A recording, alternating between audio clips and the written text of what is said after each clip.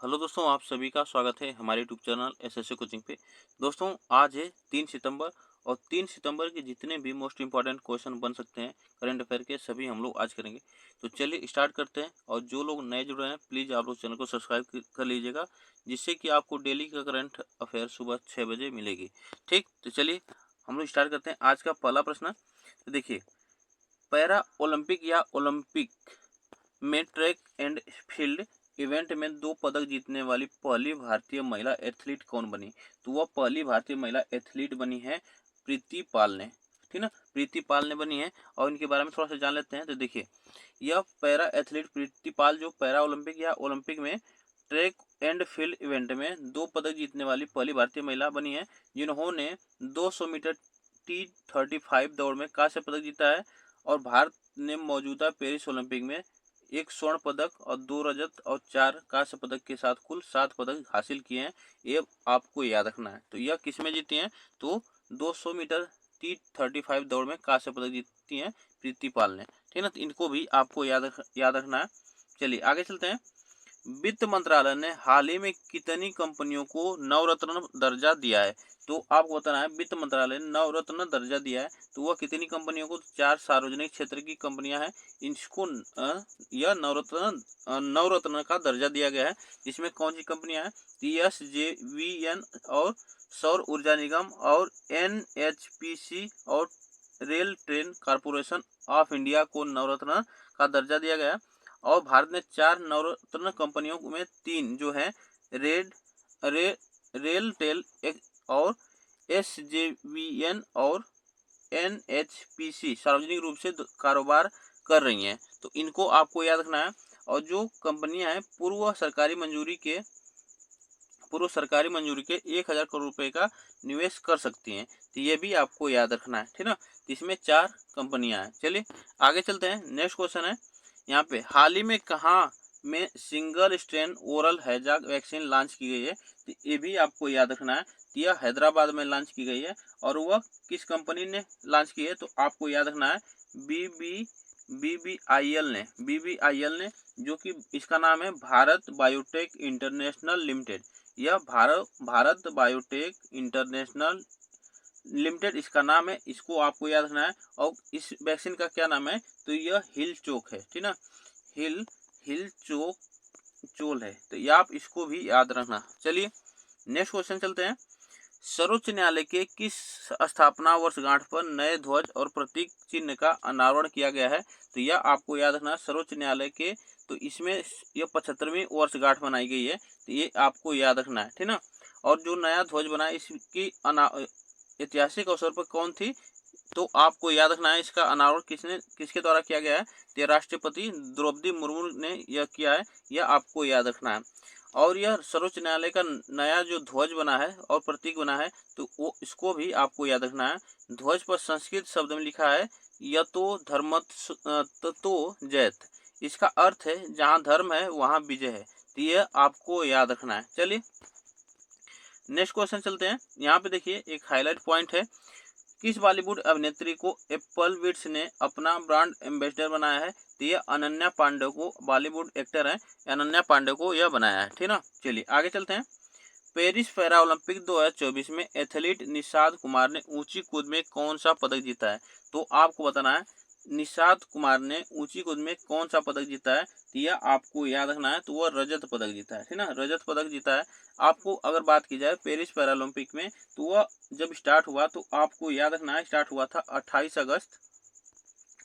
अगस्त से चलेगा यह 8 सितंबर तक ना, 8 सितंबर तक चलेगा। ये भी आपको याद रखना है कब से कब स्टार्ट हुआ है। तो 28 अगस्त से 8 सितंबर तक चलेगा। ठीक, और यह इसके ध्वजवाहक कौन है? ध्वजवाहक भारत के लिए कौन थे? तो यह आपको याद रखना है। ध्वजवाहक कौन थे? तो यह सुमित अंतिल और भाग्यश्री जाधव ने यह इसके ध्वजवाहक थे पेरिस पैरा ओलंपिक के। तो ये भी आप याद रखिएगा। चलिए नेक्स्ट क्वेश्चन चलते हैं। यहाँ पे देखिए, इन्होंने पेरिस पैरा ओलंपिक में एथलीट निषाद कुमार ने पुरुषों की ऊंची कूद में T47 स्पर्धा में रजत पदक जीता है। और 3 साल पहले टोक्यो में दूसरे स्थान पर रहे निषाद ने 4 मीटर की छलांग के साथ सीजन का अपना सर्वश्रेष्ठ प्रदर्शन किया है और इन्होंने रजत पदक जीता है। तो आपको याद है 2.04 मीटर की छलांग लगाई है निषाद कुमार ने। नेक्स्ट क्वेश्चन है, पंचायती राज मंत्रालय ने किसके साथ 5 दिवसीय प्रबंधन विकास कार्यक्रम आयोजित कर रहा है? तो आपको याद रखना है, या आप याद रखिएगा IIM अमृतसर के, IIM अमृतसर के। तो यह 5 दिवसीय प्रबंधन विकास कार्यक्रम है, इसको भी आपको याद रखना है। देखिए, यह पंचायती राज मंत्रालय जो है अमृतसर की साझेदारी में 5 दिवसीय यह प्रबंधन विकास कार्यक्रम आयोजित कर रहा है। और यह कब से? तो यह 2 सितंबर से 6 सितंबर 2024 तक आयोजित होगा। इसको आपको याद रखना है। इस कार्यक्रम में 10 राज्यों के पंचायती राज संस्थाएं PRI के निर्वाचित प्रतिनिधि और पदाधिकारी शामिल होंगे, ठीक ना। तो इसको भी आपको याद रखना है। नेक्स्ट क्वेश्चन है, केंद्रीय कैबिनेट ने डिजिटल कृषि मिशन के लिए कितने करोड़ रुपए मंजूर किए? तो आपको बताना है कितने करोड़ रुपए मंजूर किए हैं। तो इसमें ऑप्शन जो से होगा वह 2817 करोड़ रुपए मंजूर किए हैं, ठीक ना। चलिए देखिए, केंद्रीय मंत्री कौन है? तो यह आपको याद रखना अश्विनी वैष्णव, यह सूचना और प्रसारण मंत्री भी हैं। तो आपको याद रखना है, घोषणा की देश में आर्थिक विकास की दिशा में एक महत्वपूर्ण कदम उठाया है, जो केंद्र सरकार ने 2817 करोड़ रुपए के डिजिटल कृषि मिशन को मंजूरी दी है। बागवानी के सतत विकास के लिए 860 करोड़ रुपए की एक और बड़ी योजना को कैबिनेट ने मंजूरी दी। तो आपको याद रखना है, बागवानी के सतत विकास के लिए 860 करोड़ रुपए की योजना की मंजूरी दी है, ये भी आपको याद रखना है। चलिए यहाँ पे देखिए, 2024 में 133वां इंडियन आयल डूरंड कप किस टीम ने जीता है? तो आपको याद रखना है 133वां इंडियन आयल डूरंड कप किस ने जीता है? तो इसमें आप याद रखिए नॉर्थर्न ईस्ट यूनाइटेड FC ने जीता है, ठीक ना। यह नॉर्थर्न ईस्ट यूनाइटेड FC ने जीता है। ऑप्शन यहाँ पे जो सही होगा हमारा बी ऑप्शन सही होगा। और इसका आयोजन कहाँ हुआ? तो इसका आयोजन हो रहा है कोलकाता में, ठीक ना, कोलकाता में, ठीक ना। ये भी आपको याद रखना है। चलिए नेक्स्ट इसके बारे में थोड़ा सा जान लेते हैं। देखिए, यह नॉर्थ ईस्ट यूनाइटेड FC ने 31 अगस्त 2024 को पेनाल्टी पर गत चैंपियन मोहन बगान सुपर जायंट्स को हराकर 133वां इंडियन आयल डूरंड कप जीता है। तो यह भी आपको याद रखना, किसको हराकर? मोहन बगान सुपर जायंट्स को हराकर, ठीक। चलिए आगे चलते हैं।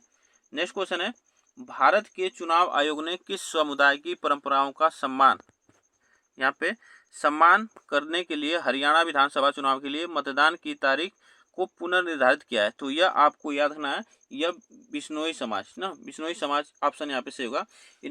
जो चुनाव होने वाला था हरियाणा में, वह 1 अक्टूबर से संशोधित करके 5 अक्टूबर कर दिया गया है। और जम्मू कश्मीर और हरियाणा दोनों विधानसभाओं के लिए बीटों की गिनती अब 4 अक्टूबर से बढ़ाकर 8 अक्टूबर कर दी गई है। तो यह भी आपको याद रखना है, ठीक ना। चलिए नेक्स्ट क्वेश्चन चलते हैं। यहाँ पे देखिए पॉइंट है, किसने भारत में AI संचालित shopping assistant chat box Rufus launch किया है? तो रूफस लॉन्च किया है, तो वो अमेजन ने लॉन्च किया है, ठीक ना, अमेजन ने।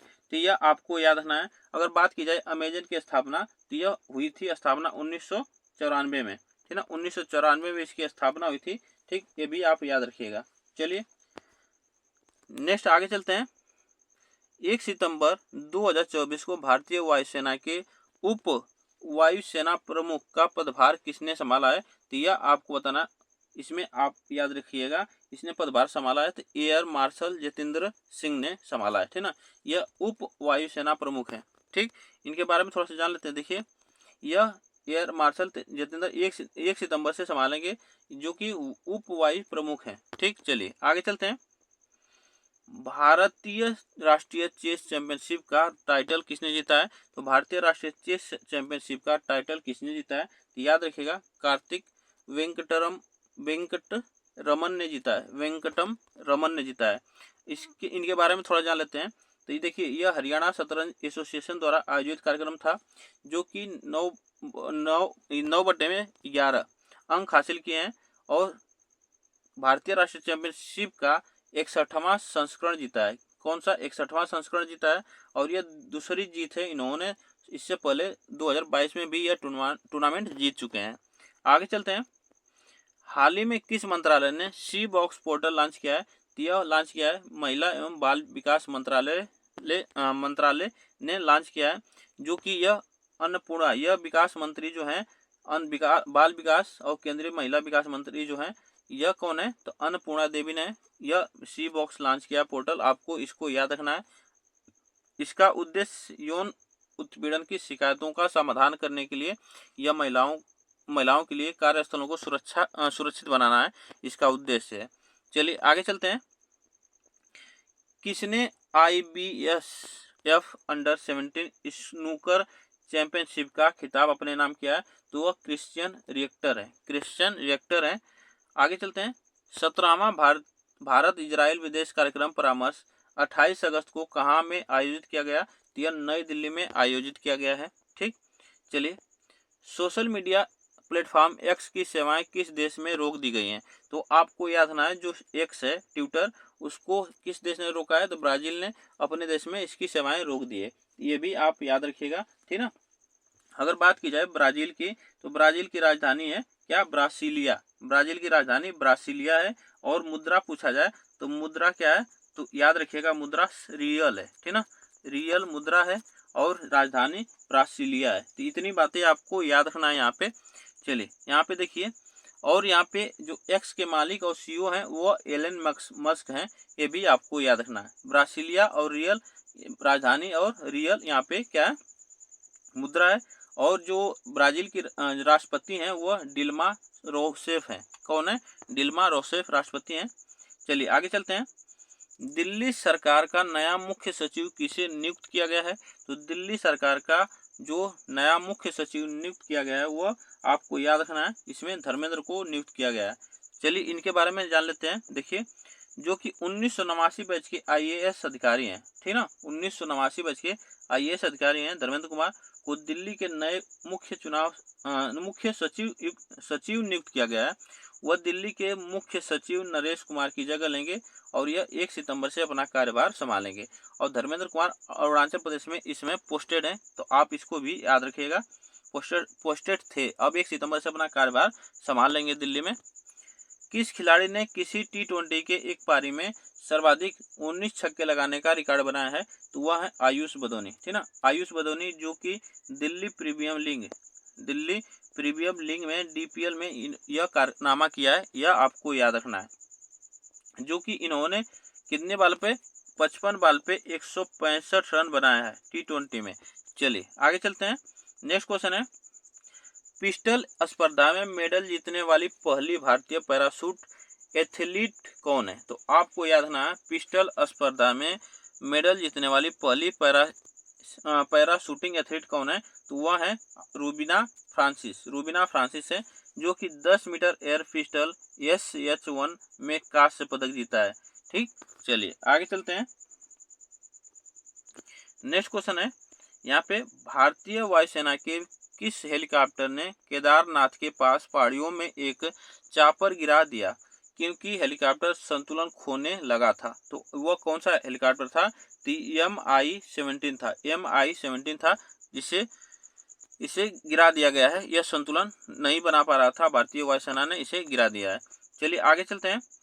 हाल ही में ChatGPT ने पिज्जा बनाया था जिस देश में उसकी बिक्री थी, तो यह ChatGPT क्या है, एक AI है, ठीक ना, एक AI है, यह आपको याद रखना है, यह दुबई में, ठीक ना, दुबई में, इसको आप याद रखिएगा। अगर बात की जाए तो इसके जो CEO, चलिए इसके बारे में हम लोग बाद में बात करेंगे। चलिए आगे चलते हैं। नौकरी के लिए देश में सबसे ज़्यादा पलायन कौन से राज्य से होता है, तो नौकरी के लिए सबसे ज़्यादा पलायन कौन से राज्य से होता है, तो याद रखिएगा वो UP बिहार से सबसे ज़्यादा पलायन होता है, ठीक ना। आगे चलते हैं।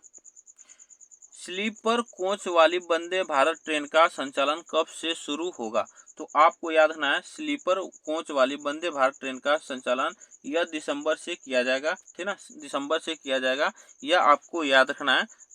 नेक्स्ट क्वेश्चन है, इंडिया लेजेंड्स गोल्फ चैंपियनशिप का खिताब किसने जीता है, तो इंडिया लेजेंड्स गोल्फ चैंपियनशिप का खिताब किसने जीता है, तो यह आपको बताना है। इसमें याद रखिएगा यह जीता है स्वीडन के जोकिम हेगमैन ने जीता है, ठीक ना। अगर बात की जाए स्वीडन की राजधानी, तो वह स्वीडन की राजधानी है स्टॉकहोम इसकी राजधानी है और मुद्रा स्वीडिश क्रोना है। ठीक, इसको भी आपको याद रखना है। इंडिया लेजेंड्स गोल्फ चैंपियनशिप यह कहाँ आयोजित किया जा रहा है? तो यह आयोजित किया जा रहा है ग्रेटर नोएडा में, ठीक ना। ग्रेटर नोएडा में यो आयोजित किया जा रहा है। ठीक, इसको आपको याद रखना है। ऑप्शन इसमें जो हमारा सही होगा ये ऑप्शन सही होगा। ठीक, तो आज के लिए बस हम लोग इतने ही प्रश्न देखेंगे और आप लोग बताइएगा यह प्रश्न कैसे लगे, कमेंट बॉक्स में जरूर बताइएगा। वीडियो को लाइक शेयर जरूर कर दीजिएगा। फिर मिलेंगे नेक्स्ट टॉपिक के साथ, तब तक के लिए थैंक यू सो मच आप सभी को।